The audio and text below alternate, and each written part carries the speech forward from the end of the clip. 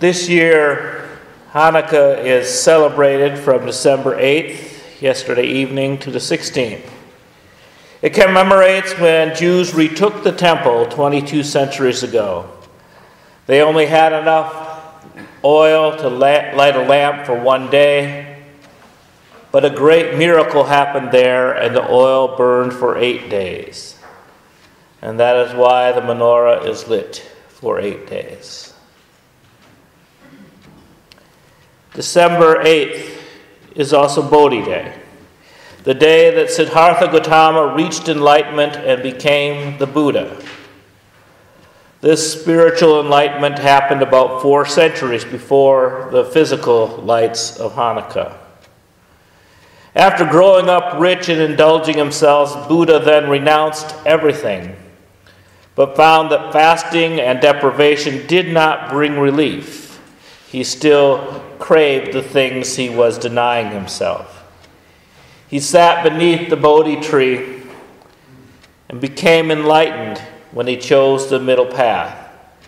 In his first sermon after enlightenment, he spoke the 4 noble truths and the 8-fold path. From the Pali Canon. Now this, monks, is the noble truth of stress.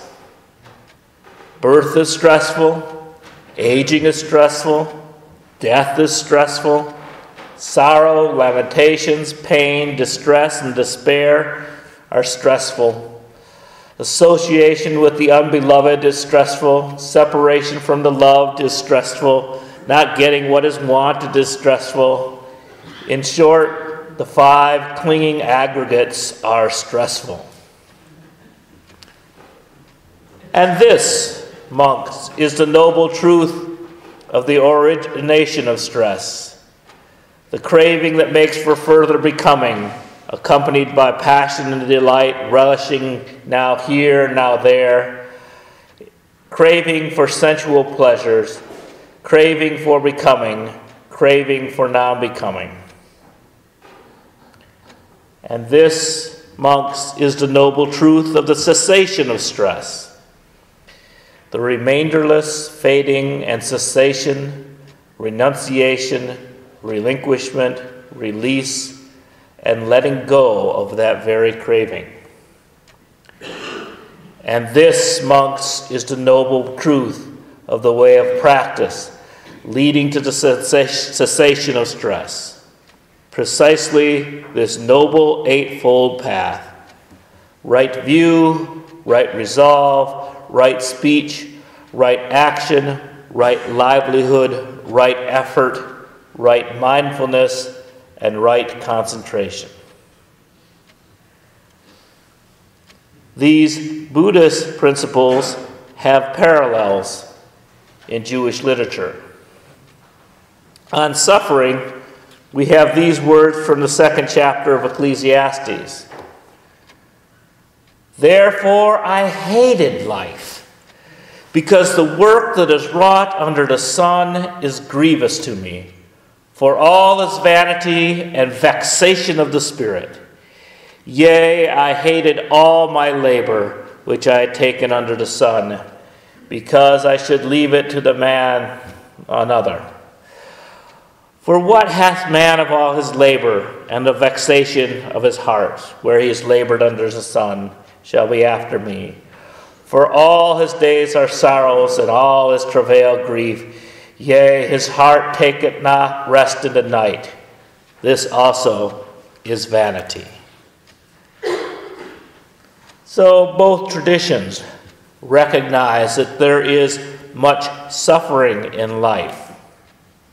And even when you think you've gotten what you want, it turns out to be empty and vain. And the source of suffering is desire. Buddha said, this is the noble truth of the origination of stress: craving for sensual pleasure, craving for becoming, craving for non-becoming. The 23rd chapter of Proverbs reads, do not toil to acquire wealth, be wise enough to desist. When your eyes light upon it, it is gone, for suddenly it takes itself to wings.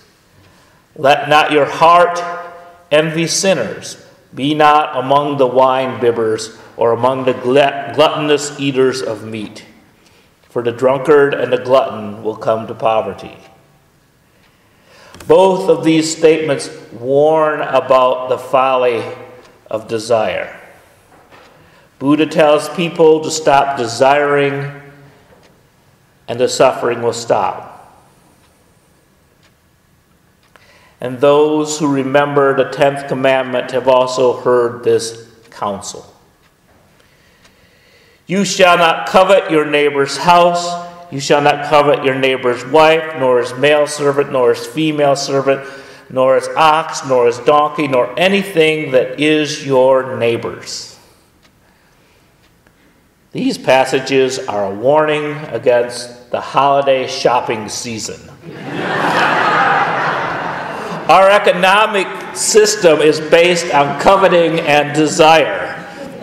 Economists call it consumer confidence. We put confidence in things. We hope they will make us happy.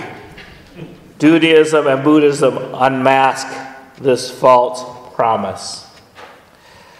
The 10th commandment on covetousness was kind of a turning point in my ministerial formation because I enjoyed what I had read about Buddhism, but I said, how can I preach a Buddhist sermon in a Christian church?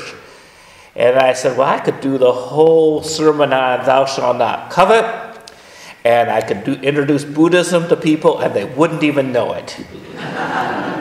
But then I decided I would rather be in a tradition like Unitarian Universalism, where if I want to speak about Buddhism on a Sunday, I'll just speak about Buddhism.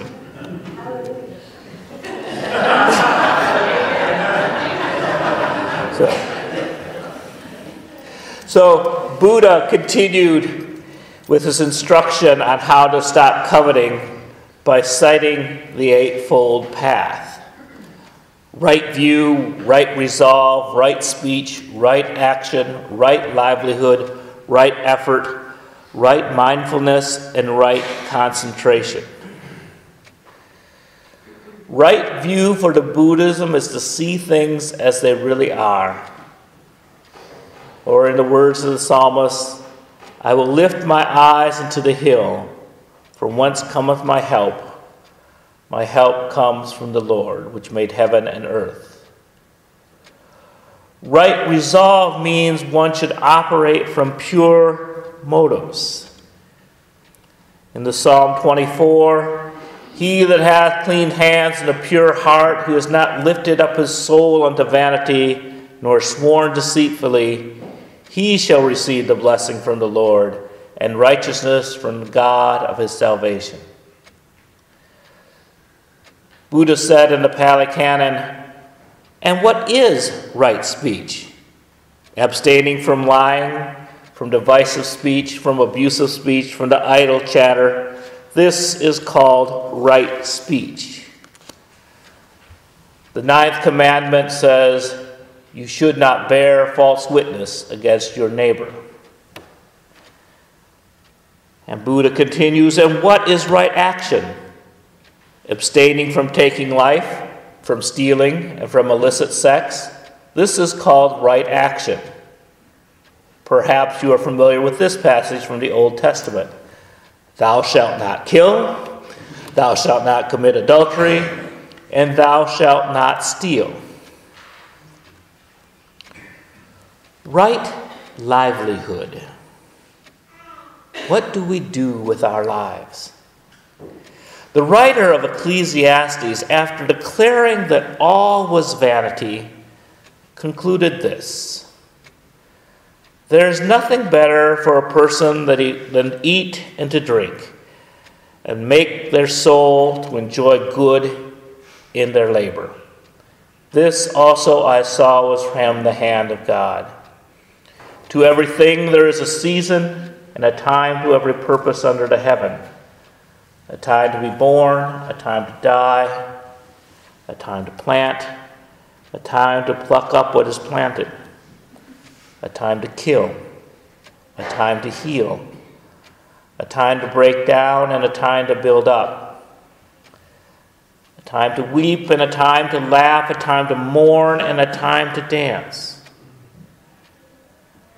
a time to cast away stones and a time to gather stones together, a time to embrace and a time to refrain from embracing, a time to get, a time to lose, a time to keep and a time to cast away, a time to rend and a time to sow, a time to keep silence and a time to speak, a time to love and a time to hate, a time of war and a time of peace. What profit hath he that worketh wherein he labors? I have seen the travail which God has given the sons of men to be exercised in. He has made everything beautiful in his time, and set the world in their heart, so that no man can find the work of God from the beginning to end. I know there is no good in them, but for men to rejoice and to do good in his life. And every man should eat and drink and enjoy the goods of all his labor. It is the gift of God.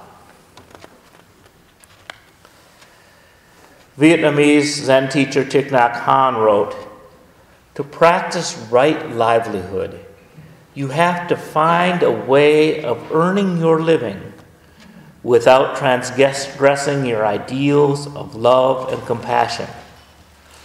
The way you support yourself can be an expression of your deepest self, or it can be a source of suffering for you and others. Our vocation can nourish our understanding and compassion or erode them. We should be awake to the consequences, far and near, of the way we earn our living. So much of our life is spent working. We must find a way to work for the good and to enjoy the good." The words of the Jewish writer are more paradoxical. To work for peace or to work for war, each may be good in their own time. To kill or to heal, each may be good in their own time. Sometimes we can be too attached, even to what we think is good. And this is where we need to pray, meditate, or think about our intentions. What is the most good in the present moment? What causes the least harm? We do not always know what is right, but we can always try to do right. This leads us to right effort. And at this one, I'm going to read it slowly because the Buddha was very wordy. But it kind of makes sense when you take it all in. And what, monks, is right effort? There is a case where a monk generates desires, endeavors, activates persistence, and upholds and exerts his intent for the sake of the non-arising of evil, the unskillful qualities that have not yet arisen. So one was trying to stop evil. 2, he generates endeavors and activates persistence, upholds and exerts his intent for the sake of the abandonment of evil, unskillful qualities that have arisen. And so then trying to get rid of the evil that exists. 3, he generates desire, endeavors, and activates persistence, upholds and exerts his intent for the sake of arising skillful qualities that have not yet arisen. That is, trying to build some skills that are not yet there. He generates, desires, endeavors, activates, persistence, upholds, and exerts his intent for the maintenance, non-confusion, increase, plenitude, and development and culmination of skillful qualities that have arisen. And in the other words, if you're doing right already, keep on doing it. This monk is called right effort. My favorite Hebrew passage of right effort is in Micah 6:8. What does the Lord require of thee but to do justly and to love mercy and to walk humbly with thy God? This is followed by the teachings of right mindfulness. This is to focus the body, feeling, and mind as they are to put away greed and the distress of the world. And a teaching of right meditation, which involves the detachment from everything.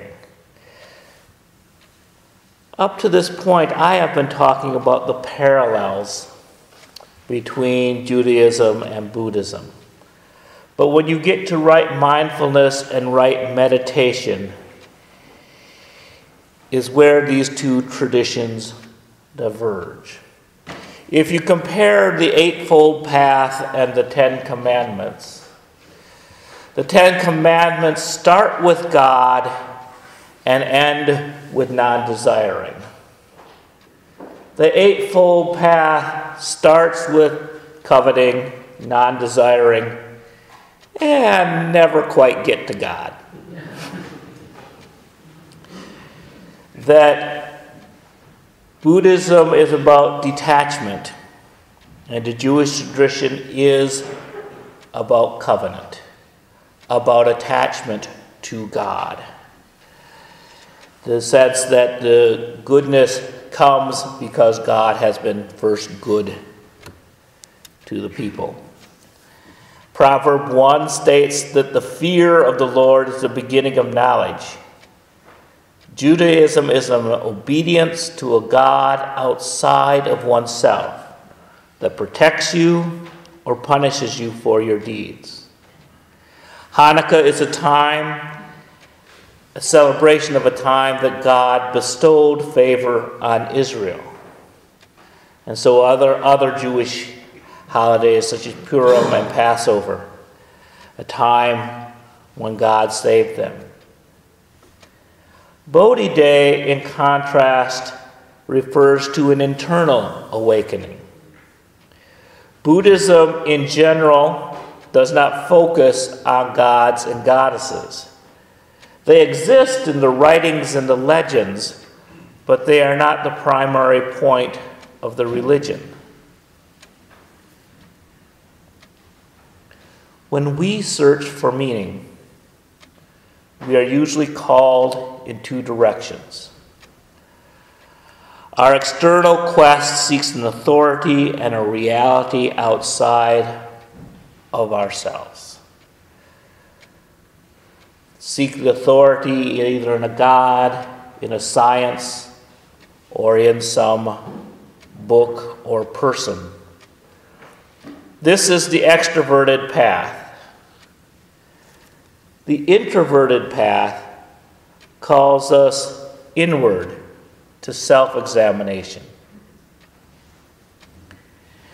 And I have found in talking to people that whichever path they choose, as they follow these paths deeper and deeper, the two paths inevitably twist around each other, so that the inward path may lead one to treat others with compassion.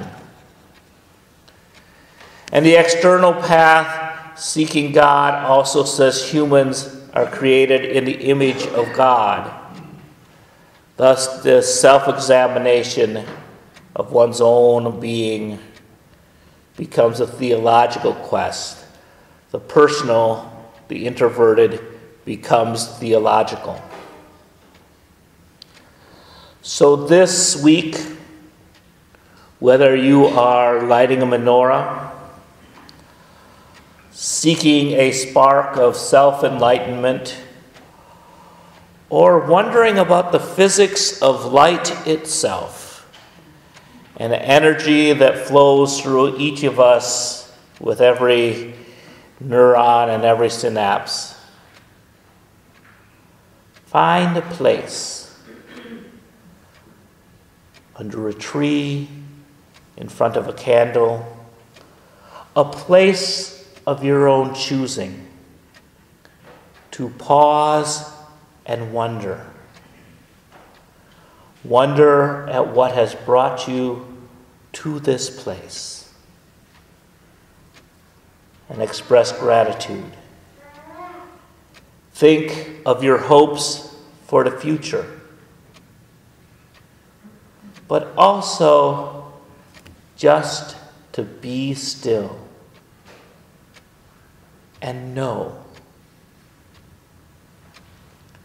To know yourself and how you might be connected to everything else.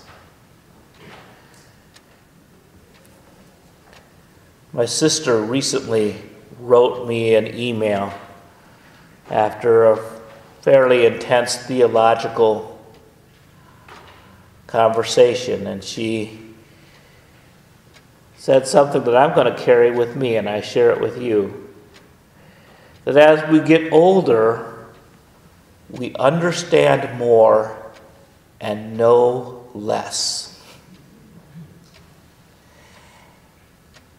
And I think of that in the stillness of this season, when there is so much around us, so many conflicts about whether it's the Christmas season or the holiday season or just what this is all about, and hearing that on the internet the Unitarians have invented Chalaka. I don't know whether this is the first year or whether this has been going on for years and I didn't know about it.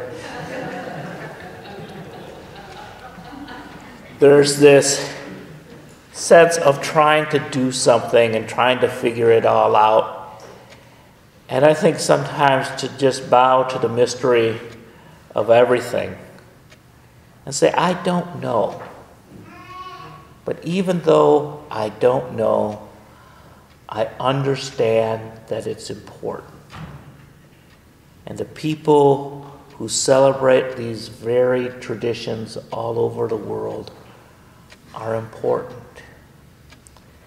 And I might never know what is true in all the facts, but I can understand that this life, even in these coldest months where life seems to be dying, is important. And I'll light a candle. May we bless and be blessed.